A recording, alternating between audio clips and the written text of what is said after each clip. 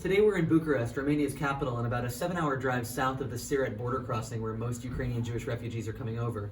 And in the last few weeks, this JCC has been transformed into really a hub of JDC's refugee response in this country.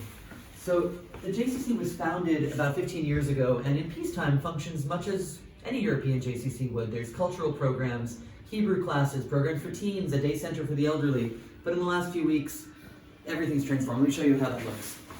Now if you go over here, this big hub boat, this is normally a preschool sort of setting. There's toys for children, you can see cartoon characters on the wall, but in the last few weeks this has become where refugee supplies are collected, humanitarian aid supplies. You can see these bags of toiletries, clothes of various sizes, hygienic supplies, over-the-counter medications, and volunteers will bring those bags to the various hotels where refugees are staying. And if you walk over here, you'll see the call center, which is really the hub of the operation that's happening in this building. Now this call center is manned 24/7 with Russian-speaking volunteers, which, as you can imagine in Romania, aren't the easiest to find.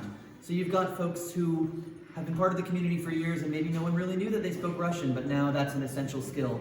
We've heard about people who are community members, maybe taking a Hebrew class here, curious to learn, and they're Russian speakers and now they're part of these efforts. And refugees themselves who are sticking in Bucharest for a few days and volunteering their time and doing something to help their fellow Ukrainian Jews.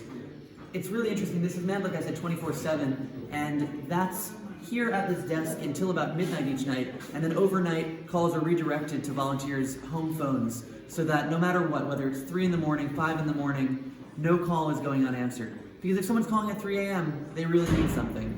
We've heard that the calls that are coming from within Ukraine are asking about transport and accommodation. The calls from folks who've arrived here in Romania are asking about food and medicine.